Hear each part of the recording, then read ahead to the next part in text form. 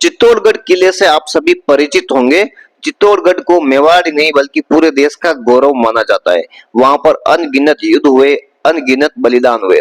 लेकिन दोस्तों, उसी चित्तौड़गढ़ किले के अंदर मां काली का मंदिर स्थित है।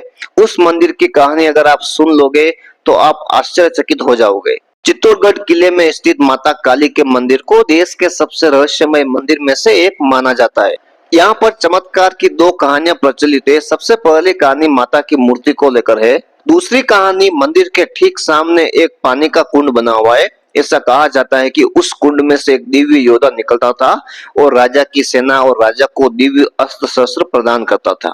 हम दोनों कहानियों को विस्तार से सुनते हैं और आप पूरा वीडियो देखकर माता के चमत्कार को नमन किए बिना नहीं रहोगे। बप्पा रावल ने 7वीं शताब्दी में इस मंदिर का निर्माण करवाया था। यह सबसे पहले सूर्य मंदिर था, लेकिन 13वीं शताब्दी में जब अलाउद्दीन खिलजी ने रानी पद्मिनी को पाने के लिए यहाँ पर आक्रमण किया तो उस समय इस मंदिर को नष्ट कर दिया गया। अलाउद्दीन खिलजी के आक्रमण के काफी समय तक चित्तौड़गढ़ किला खंडर बना रहा, लेकिन 14वीं शताब्दी में महाराणा हमीर सिंह ने चित्तौड़ पर आक्रमण करके मेवाड़ के शत्रु को वहां से मार भगाया और मेवाड़ यानी कि चित्तौड़गढ़ पर वापिस सिसोदिया राजवंश की स्थापना की।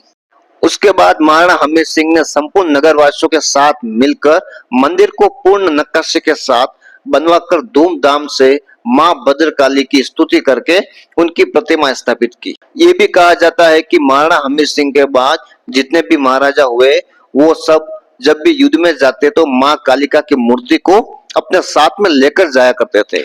इससे उनको विजय सिंह की प्राप्ति होती। लेकिन जब माता काली की मूर्ति को अपने साथ युद्ध में ले जाते थे तो मंदिर सुना हो जाता था। इसीलिए वहां पर अम्बे माता जी की प्राण प्रतिष्ठा कराई गई और आज भी माता काली के पास में माता अम्बे जी की मूर्ति स्थापित है। दूसरा सबसे बड़ा चमत्कार ऐसा माना जाता है कि इस मंदिर के ठीक सामने एक पानी का बड़ा कुंड स्थित है। यह कुंड आज भी वहीं पर बना हुआ है।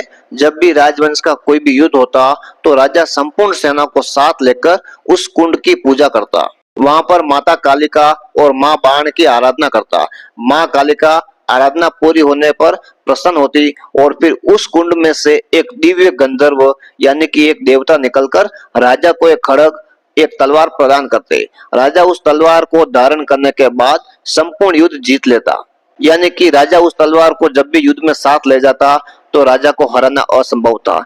इसीलिए युद्ध जीतने के बाद राजा उस खड्ग को वापस उसी कुंड में विधिवत पूजा करके डाल देते।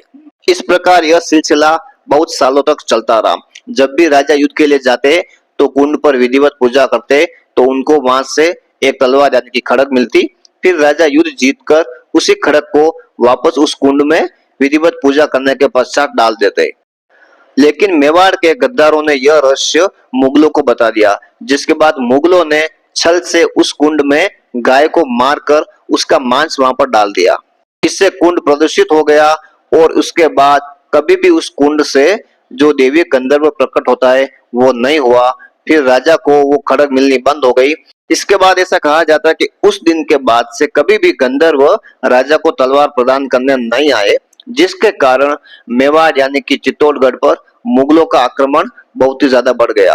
अकबर, औरंगजेब, न जाने कितने मुगलों ने उसके बाद मेवाड़ पर आक्रमण किया और चित्तौड़गढ़ किले को खंडर में बदल दिया।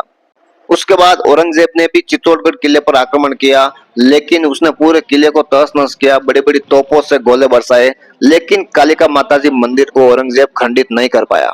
तो फिर आपने कालिका माता के चमत्कार की दोनों कहानियां सुनी। अगर आपको वीडियो अच्छा लगे तो आप वीडियो को शेयर करना, चैनल को सब्सक्राइब करना। धन्यवाद।